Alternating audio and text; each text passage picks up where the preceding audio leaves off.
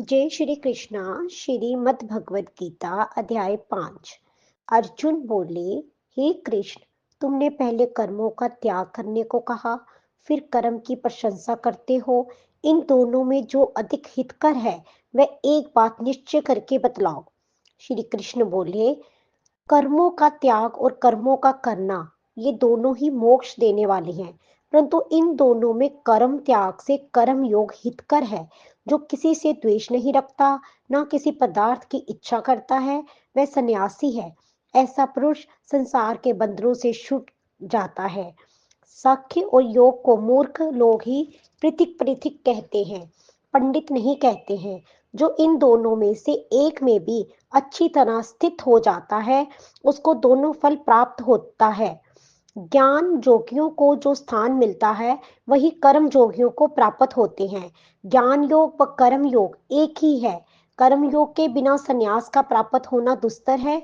कर्म करने वाले मुनिजन को ब्रह्म प्राप्त होने में विलंब नहीं लगता। कर्म योग युक्त शुद्ध अंतकरण वाला, मन तथा इंद्रियों को जीतने वाला, संपूर्ण प्राणियों में अपनी आत्मा को देखने वाला, कर्म करता हुआ भी कर्म फल से लिप्त नहीं होता। योग युक्त तत्व बेता पुरुष देखते हैं, सुनते हैं, स्पर्श करते हैं, सूंघते हैं, खाते हैं, चलते हैं, श्वास लेते हैं, तो भी ये नहीं मानते हैं कि वह कुछ नहीं करता। वह बोलते हैं, त्यागते हैं, ग्रहण करते हैं, परंतु ये नहीं मानते कि मैं कुछ नहीं करता। और ये मन धारण करते हैं कि इंद्रियां ही अपने अपने विषयों में बरतती हैं। जो प्राणी ब्रह्म में अर्पण कर संग को त्याग कर कर्म करता है, वह पाप से लिप्त नहीं होता। जैसे कमल पत्र पर जल नहीं ठहरता, योगीजन शरीर से, मन से, बुद्धि से तथा इंद्रियों की आसक्ति से रहित होकर आत्म शुद्धि के निमित्त कर्म करते हैं। योग युक्त पुरुष कर्म फल त्याग कर मोक्ष रूप शांति का लाभ करता है, और जो जोग रहित है वह कर्म की इच्छा के बंधन में पड़ जाता है। सब कार्यों को मन से त्याग करके प्राणी इन वन द्वार इंद्रियों की देह रूपी पूरी में ना कुछ करता है और ना करता हुआ आनंद पूर्वक रहता है।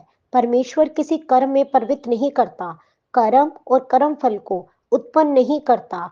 वह सब प्रवृत्ति द्वारा होते रहते हैं। परमेश्वरी किसी के पुण्य तथा पाप को नहीं लेता।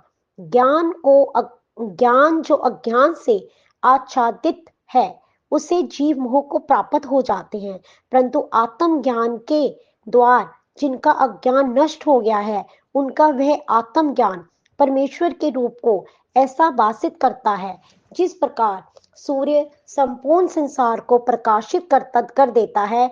उसी परमात्मा में जिसकी बुद्धि स्थिर है और उसी में मन लगाते हैं, उसी में निष्ठा रखते हैं, और जो सदा उसी के ध्यान में लगे हैं, ज्ञान द्वारा जिनके सब पाप नष्ट हो गए हैं, वे संसार में जन्मते नहीं।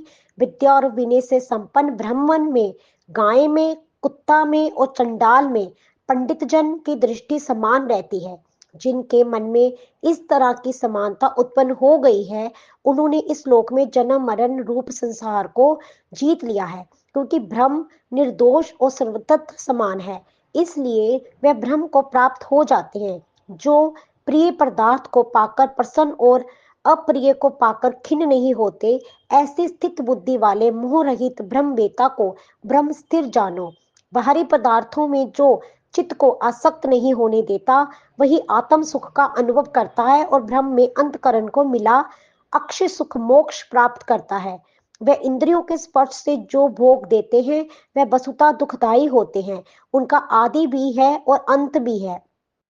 हे कौतन्य, ज्ञानी लोग ऐसे भोगों में रत नहीं होते। शरीर छूटने के पहले जो मनुष्य काम और क्रोध के बेग को सहन करने में समर्थ होता है, वह योगी और सच्चा सुखी है। जो जोगी आत्मा सुख से सुखी, अंतरात्मा के आनंद से आनंदित और अंतर ज्योति से ही प्रकाशित है, वह ब्रह्म रूप होकर ब्रह्म निवारण मोक्ष को प्राप्त होता है। आप जिसके नष्ट हो गए हैं, पाप जिसके नष्ट हो गए हैं, कुबुद्धि दूर हो गई, मन को जिन्होंने वश में कर लिया है, जीव मात्र का जो हित चाहते हैं, जैसे योगी को ब्रह्म निर्वाण प्राप्त होता है, काम तथा क्रोध जिनमें नहीं है, मन के वेग को जिसने रोक लिया है, ऐसे आत्मज्ञानी जोगियों को ब्रह्म निवारण सहज ही प्राप्त होता है। बाहरी पदार्थों के संयोग से अलग रहकर दोनों बोहों के बीच में दृष्टि लगाकर नासिका के भीतर चलने वाले प्राण अपान वायु को सम करके इंद्रियां मन और बुद्धि को वश में करके इच्छा वय और क्रोध को त्याग मोक्ष की इच्छा करने वाले जोगी जीवन मुक्त है। जो मुझको सब जगहों और तपों को भोगता संपूर्ण लोकों का स्वामी और सब प्राणियों का मित्र जानते हैं, वही उन्हीं को शांति प्राप्त होती है। श्री मद्भ भगवत गीता अध्याय 5 संपूर्ण। जय श्री कृष्णा।